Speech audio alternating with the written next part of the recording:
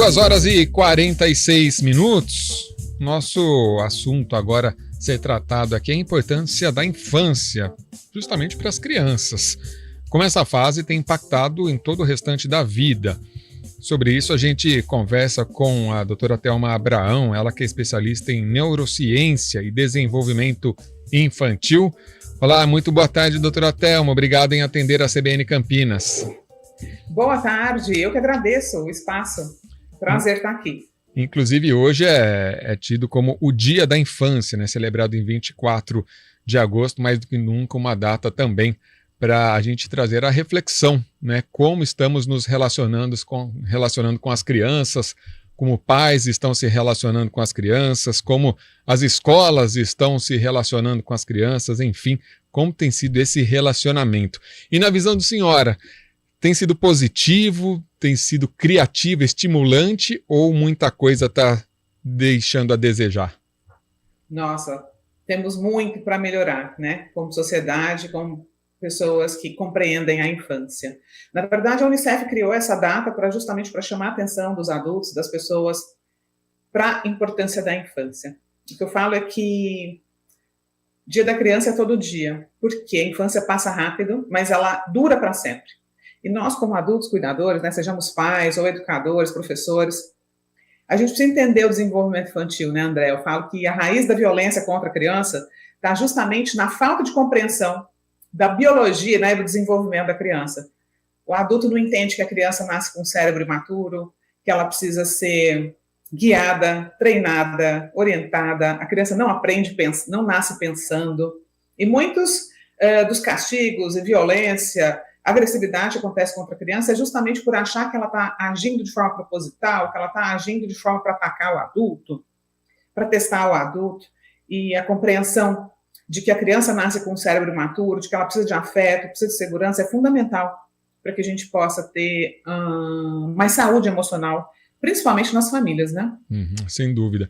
Queria tratar com a senhora em duas frentes. Uma, a questão extrema que eu entendo, que é no caso de crianças vítimas de violência e também cujos pais, né, às vezes as crianças convivem com violência em casa. Propriamente elas não são violentadas, mas a família, né, a mãe acaba sendo agredida, ou mesmo em caso de tráfico de drogas, muito entorpecente em casa. Toda essa consequência, crianças que veem os pais se matando literalmente, consequências disso para uma adolescência.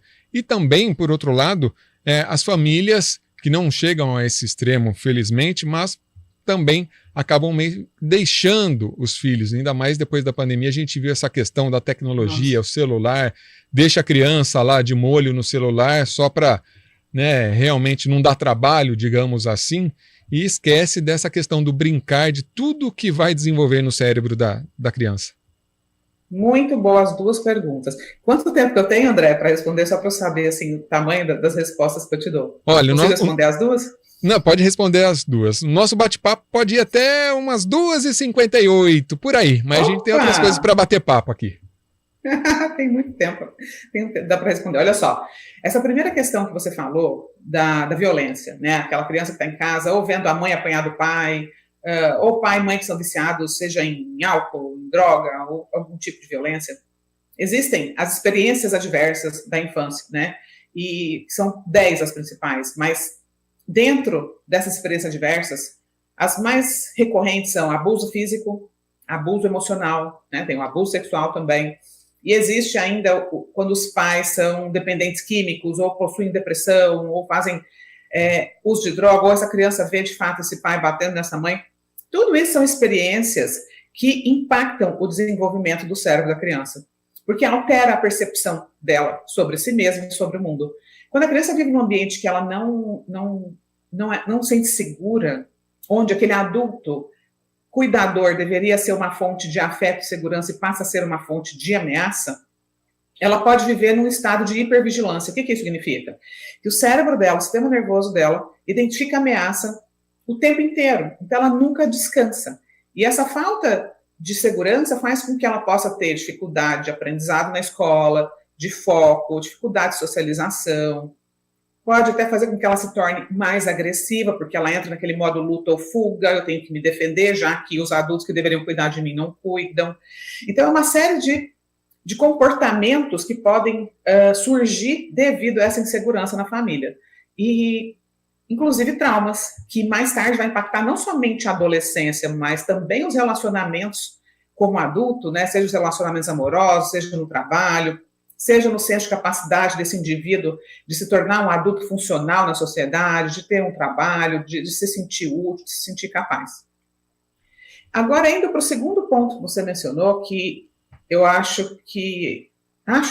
estamos vivendo uma verdadeira epidemia, né, que é o quê? Crianças com atraso de fala devido ao uso excessivo de telas. Como você falou, tem criança que às vezes assim, ela fica o dia inteiro no celular, ou ela fica o dia inteiro na escola longe dos pais, os pais estão trabalhando, não conseguem dar atenção para essa criança, e encontram no celular uma forma de deixar essa criança quieta, calada, sem falar, sem se mexer, sem nada. Mas os prejuízos desse vício, especialmente quando essa criança ainda está no início da vida, com o cérebro em desenvolvimento, desenvolvendo importantes habilidades sociais, emocionais, cognitivas, são muitos.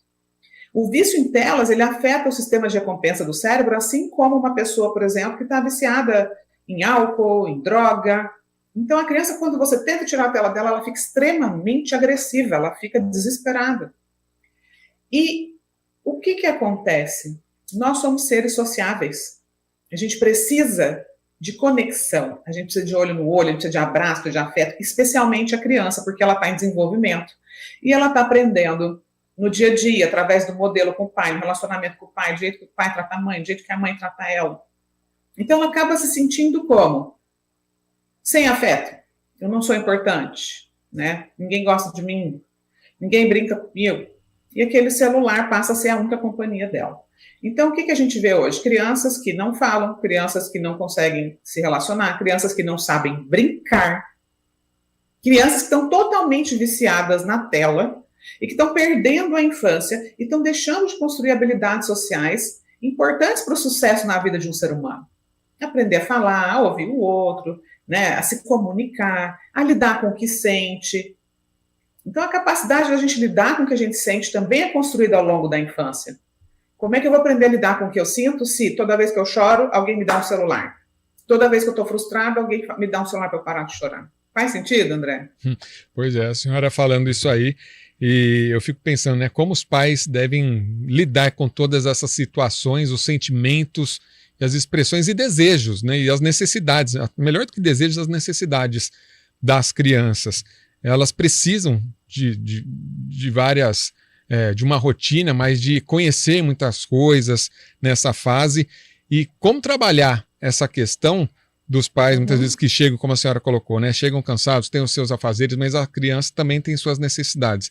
Como conciliar? Quais são as principais dicas que a senhora daria aos pais em casos como esse, né? É a questão do brincar, daí tem a questão do banho, a questão do dormir, é a questão da lição, e a criança quer brincar, né? E a gente acaba vendo muito conflito entre pais e filhos. É verdade, mas esse adulto escolheu, né, ter uma família. Então, a criança, por mais que a gente esteja cansado, ela precisa ter um tempo que esse pai e essa mãe vai priorizar para ela. Seja antes de ir para o trabalho, seja no final do dia. Em algum momento do dia, esse filho, essa filha tem que ser prioridade na vida desse pai e dessa mãe. Não pode, só o trabalho ser prioridade, todo o resto, a casa ser prioridade, a comida ser prioridade, esse filho nunca ser prioridade. Porque essa criança passa o dia todo com outra pessoa, seja na escola, seja com uma babá, seja com uma professora, ela não está sendo abastecida emocionalmente. As necessidades emocionais não estão sendo supridas. Então, eu sugiro para os pais que quando eles cheguem em casa, também larguem o próprio celular de lado. Porque muitas vezes o pai não tem tempo para estar com o filho, mas pega o celular e fica lá vendo vídeo, entendeu? Deita no sofá e a criança está ali no celular dela também. Dois corpos presentes, emocionalmente ausentes.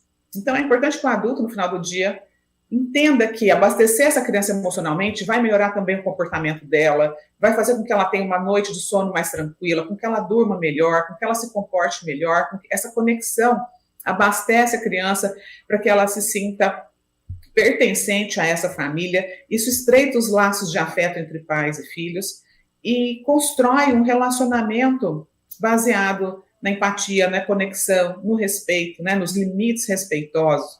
Então, coloca o seu filho para dormir, dedica um tempo para conversar com ele, saber como é que foi o dia deles, longe do celular, né? Deixa as telas de lado e coloca essa criança para dormir, dá um beijo nela, cobre ela, a infância não volta, né? Quando os pais falam, não, menino, deita aí, vai dormir logo, não, para quê?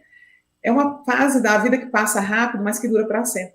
Todo mundo lembra da própria infância, não é? Sim. E ela é fundamental para um adulto que nos tornaremos. Outro dia até eu vi uma pessoa comentando e ela falava assim, a questão não é de se ter tempo ou não, a questão é de se ter prioridade. Quer uma prova, é só entrar no seu próprio celular, que hoje entrega tudo, e entra lá o tempo que você utilizou nos aplicativos por dia. E vai ver lá que as redes sociais estão lá dominando. Né? Não foram outras coisas, foram as redes sociais, está lá seu Instagram, está lá, e cada vez mais vão se criando aplicativos, né, e outras coisas assim, que vai tomando muito tempo.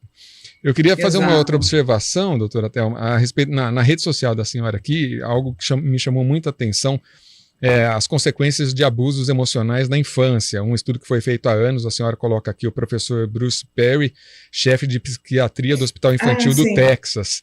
Ele compartilhou imagens, aqui no rádio a gente não tem as imagens, mas são basicamente duas imagens dos cérebros, né? Dos cérebros, sendo que um tem uma mancha preta maior, duas manchas pretas e outra mais... Não, na verdade... Como que é? Cérebro, a imagem, o Dr. Bruce Perry, ele é um chefe de trauma, né, do Hospital do Texas, aqui nos Estados Unidos, um especialista em trauma de infância, e esse estudo mostrou como que uma criança extremamente negligenciada, né, são dois cérebros de duas crianças de 3 anos, uma criança normal, com tamanho de cérebro normal, e a outra que foi extremamente negligenciada, né, não só por falta de afeto, mas também nas suas necessidades físicas, o quanto o cérebro dela não se desenvolveu, não cresceu, ficou muito menor, né? E por que isso acontece? Porque dos 0 aos 3 anos é justamente a época da vida em que o nosso cérebro está se desenvolvendo numa velocidade igual nunca mais vai acontecer na nossa vida, né? A gente faz uma quantidade de sinapses gigantescas,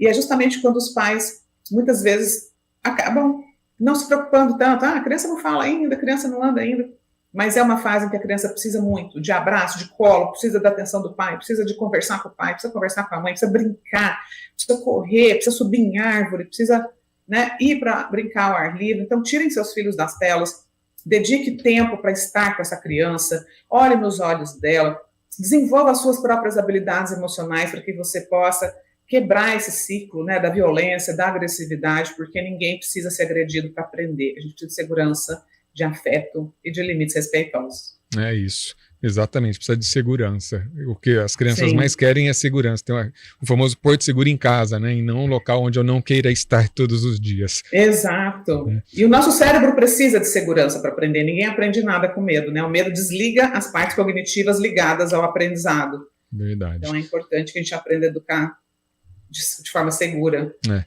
Doutora Thelma Abraão, especialista em neurociência e desenvolvimento infantil, agradeço mais uma vez, viu, por esse bate-papo precioso, assim, com dicas, e que todos nós possamos ser pessoas melhores, pais melhores, né, e colocar prioridades certas na nossa vida. Uma boa tarde para a senhora. Boa tarde, obrigada. Tchau, tchau. Tchau, tchau. Agora, pontualmente 3 horas.